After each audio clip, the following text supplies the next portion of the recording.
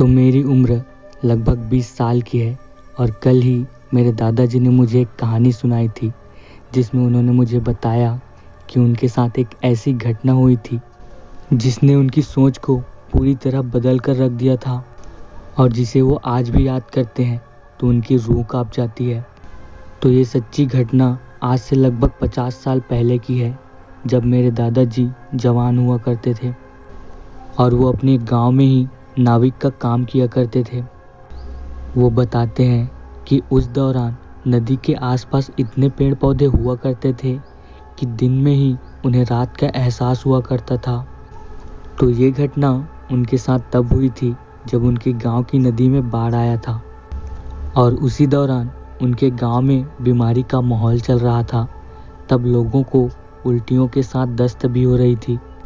हमारे गांव के लोगों के लिए एक अच्छी बात ये थी कि हमारे गांव की दूसरी तरफ नदी पार करके शहर जाया जा सकता था, जहां से मेडिकल से दवाई लाई जा सकती थी। और सुबह से लेकर शाम तक मेरे दादाजी लोगों को गांव से लेकर शहर और शहर से लेकर गांव वापस लाया करते थे।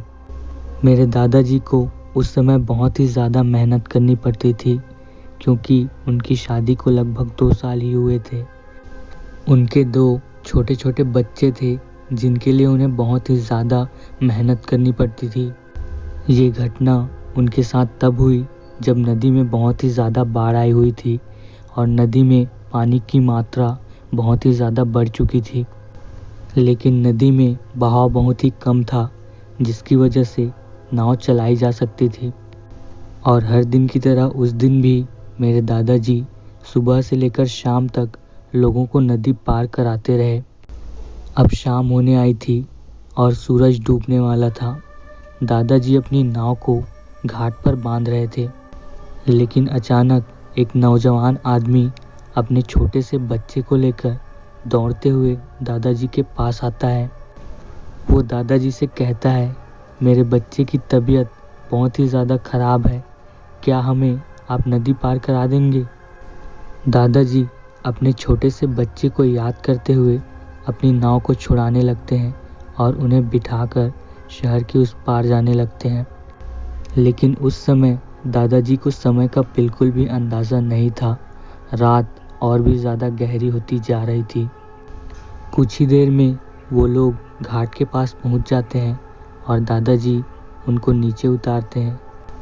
वो आदमी दादाजी को पैसे दे रहा था, लेकिन दादाजी ने उनके पैसे नहीं रखे। उन्होंने कहा कि आप अपने बच्चे को लेकर शहर जाइए, आपको पैसों की ज़रूरत है। वो आदमी अपने बच्चे को लेकर शहर की ओर निकल जाता है। अब दादाजी अकेले नदी के ऊपर नाव में बैठे हुए थे। वो अपनी लालटेन और अपनी बीड़ी को जला रहे थे क्योंकि अब घनघोर अंधेरा छा चुका था और दादाजी को कुछ भी दिखाई नहीं दे रहा था। वो अपनी लालटेन को नाव के आगे रखते हैं और बीड़ी की कश्त लगाते हुए नदी में चप्पू चलाते हैं। वो थोड़ी ही देर में गांव के घाट के पास पहुंचने ही वाले थे, लेकिन अचानक उन्हें ऐसा महसूस होता है कि उनके नाव के नीचे कुछ हो रहा है, जिसकी वजह से उनकी नाव ज़्यादा गति से आगे नहीं बढ़ पा रही है। जब उन्होंने नदी में देखा तो नाव के अगल बगल पानी के बुलबुले उठ रहे थे और लालटेन की रोशनी में वो सब साफ साफ दिखाई दे रहे थे। दादाजी लगभग घाट पर पहुंच ही चुके थे। उन्हें ज़ोर ज़ोर से चप्पू लगाना चालू रखा और थोड़ी देर मेहनत करने के बाद दादाजी घाट पर पहुंच गए। उन्होंने अपना लालटेन घाट के ऊपर रखा और तुरंत नाव से उतरकर नाव को खूंटे से बांधने लगे। दादाजी नाव को खूंटे से बांध ही रहे थे कि अचानक एक औरत उनके पास आती है और रोते हुए ये कहती है कि मेरे बच्चे की तबीयत बहुत ही ज़्यादा ख़राब है, अगर मैंने इसे डॉक्टर को नहीं दिखाया तो इसकी जान भी जा सकती है। वो औरत बहुत ही ज़्यादा खूबसूरत थी। वो खुद सफ़ेद साड़ी में थी और उसका बच्चा भी सफ़ेद कपड़ों से ढका हुआ था। अब दादाजी बिना सोचे समझे फिर से अपनी नाव को नदी में उतारते हैं और उन दोनों को बिठाकर शहर की तरफ ले जाने लगते हैं। थोड़ी ही देर में दादाजी उन्हें शहर के पार पहुंचा देते हैं। वो औरत तुरंत नाव से नीचे उतरती है और दादाजी से कहती है कि आप मेरा थोड़ी देर इंतज़ार कर सकते हैं। ऐसा कहते ही वो तुरंत वहाँ से निकल जाती है और दादाजी अपनी बीड़ी जलाने लगते हैं। जैसे वो बीड़ी जलाकर उस औरत की ओर देखते हैं, वो औरत वहाँ से गायब हो चुकी होती है। दादाजी बताते हैं कि वो अपनी बीड़ी ख़त्म भी नहीं कर पाए थे। वो औरत तुरंत वापस आ जाती है और उन्हें चलने के लिए कहती है, लेकिन इस बार वो औरत कुछ बदली बदली सी लग रही थी। दादाजी को साफ साफ कुछ भी दिखाई नहीं दे रहा था, क्योंकि वो अपना लालटेन घाट में ही भूल कर आ गए थे। लेकिन इन सब की परवाह किए बगैर मेरे दादाजी नाव चलाते रहे। तभी वो औरत एक सवाल पूछती है, क्या आपको डर नहीं लगता? इस सुनसान सी नदी में आप अकेले नाव चला रहे हो, वो भी रात को? दादाजी कहते हैं, जी नहीं, ये तो मेरी आदत हो गई है। वो घाट के पास पहुंच जाते हैं और वो औरत घाट पर चढ़ती है। दादाजी भी नीचे उतरते हैं और नाव को बांधने लगते हैं।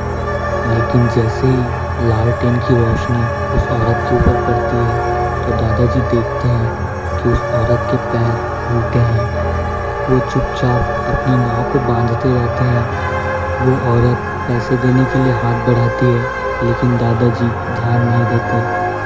अचानक उसका बच्चा रोने लगता है और दादाजी का काम भी हो चुका था। लेकिन जैसे ही वो लालटेन उठाते हैं, वो औरत वहाँ से गायब हो चुकी होती है। मेरे दादाजी बिना डरे वहीं पर बीड़ी जलाते हैं और कष्ट लगाते लगाते लालटेन उठाकर वहाँ से चले जाते हैं। तो ये कहानी यहीं पर ख़त्म होती है। अगर आपके भी दादा या दादी आपको इसी तरह की कहानियाँ सुनाते हैं, तो प्लीज़ कमेंट करिए। और इसी तरह की कहानियाँ सुनने के लिए हमारे चैनल को सब्सक्राइब करें। Thank you for watching.